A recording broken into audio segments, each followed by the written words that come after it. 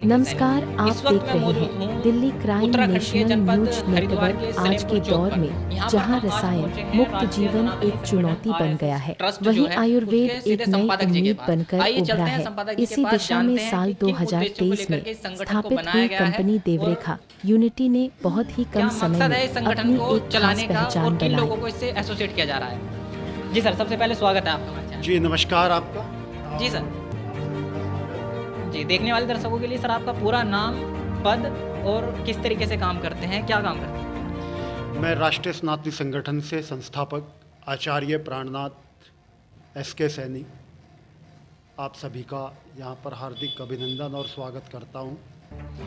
मेरा संगठन वैसे तो कई मुद्दों पर काम कार्य करता है, जैसे नारी सुरक्षा और शिक्षा, चिकित्सा, लेकिन जो मुख्य है वो महाराजा भागीरथ है। महाराजा भागीरथ और माँ गंगा जो गंगा को धरती पर लाए, उनको आज तक किसी भी संगठन के द्वारा या किसी भी सरकार के द्वारा कोई सम्मान नहीं दिया गया।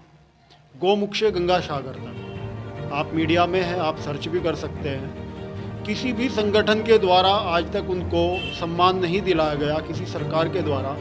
मेरा संगठन राष्ट्रीय सनातनी संगठन, मेरे संगठन की संपूर्ण टीम महाराजा भागीरथ को सम्मान दिलाने के लिए हम संघर्ष कर रहे हैं और कहीं ना कहीं हमें इसमें सफलता भी मिल रही है। कल अमित शाह जी हरिद्वार में आए थे, तो अमित शाह जी ने भी हमें आश्वासन दिया है कि इस कुंभ मेले से पहले महाराजा भागीरथ को उचित सम्मान हरिद्वार की धरती पर मिलेगा। संस्थापक जी, जानना चाहूँगा जो अपना आरएसएस ट्रस्ट जो है, संगठन जो है, इसके कितने कार्यकर्ता अभी आपके माध्यम से तैयार किए जा चुके हैं, कितने कार्यकर्ता इसके तैयार हो चुके हैं? लगभग उत्तराखंड में 2000 लोगों की टीम हमारी काम कर रही है।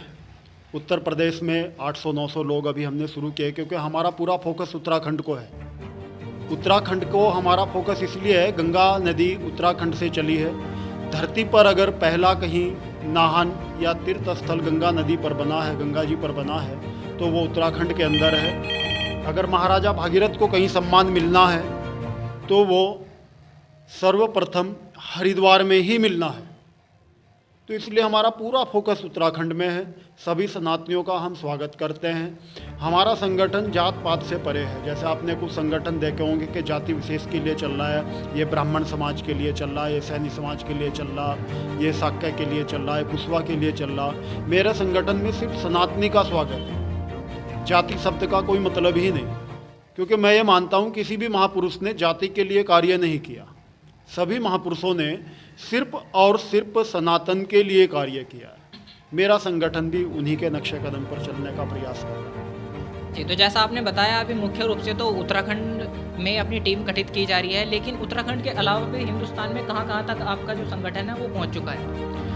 उत्तर प्रदेश, हरियाणा, राजस्थान, चंडीगढ़, गुजरात, बिहार, झारखंड जैसे राज्यों में मेरा संगठन काफ़ी अच्छे स्तर पे काम कर रहा है।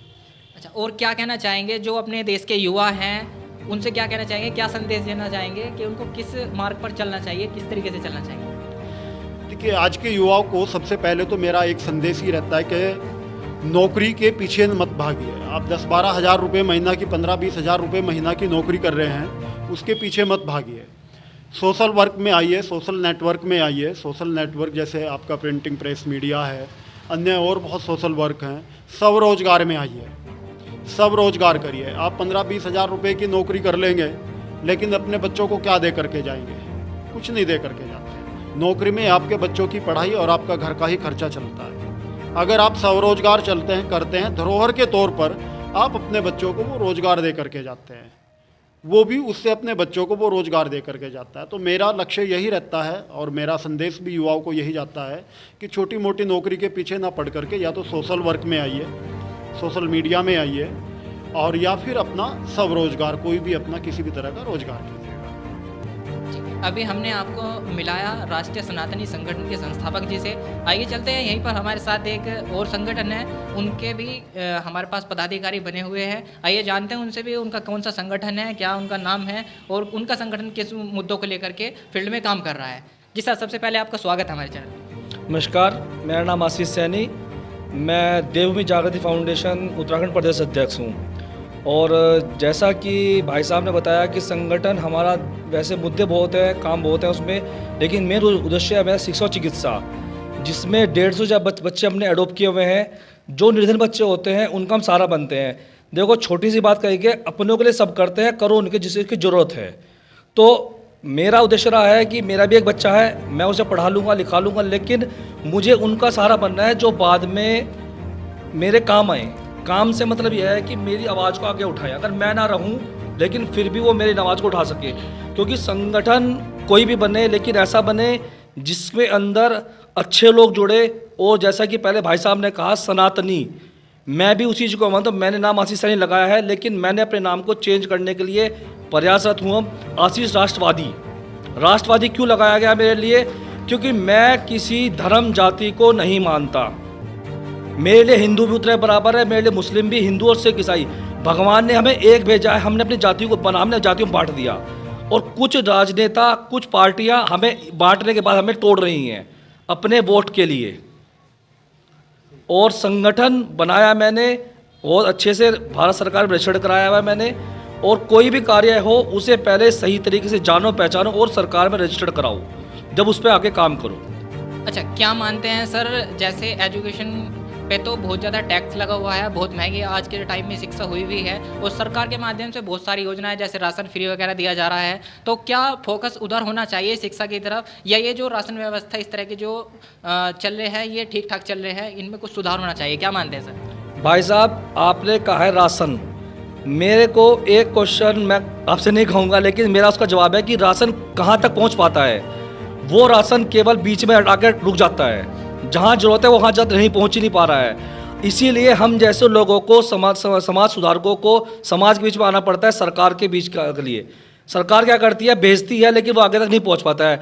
अभी एक सूचना पढ़ रहा था मैं कल ही, डीएम साहब ने आंगनबाड़ी का भगवानपुर के अंदर एक गोडाउन है, वहाँ छापेमारी की, वहाँ पर पूरा राशन पाया गया जो चूहे खा रहे थे।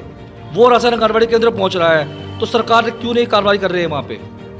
इसीलिए हम लोगों को इसलिए तो बीच में आना पड़ रहा है, हमें समाज के बीच में, कि हम निर्धन लोगों को केवल पैसे के बाहुबल पे कुछ लोग अपना बच्चों को करा लेते हैं, लेकिन जो निर्धन लोग हैं उन तक वो पास नहीं पहुंच पाती है।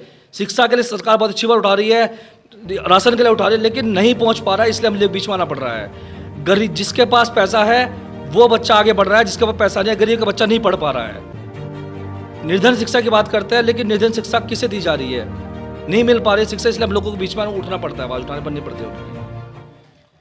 हमारे साथ इस वक्त मौजूद हैं एक समाज सेवी, आइए चलते हैं उनके पास भी, वो किन मुद्दों को लेकर के फील्ड में काम कर रहे हैं। जी सर, क्या नाम है आपका? सर, मेरा नाम मलेश कुमार सैनी है और मैं राष्ट्रवादी सैनी समाज से जुड़ा हुआ था, जिसमें जिला मीडिया प्रभारी हूँ अभी।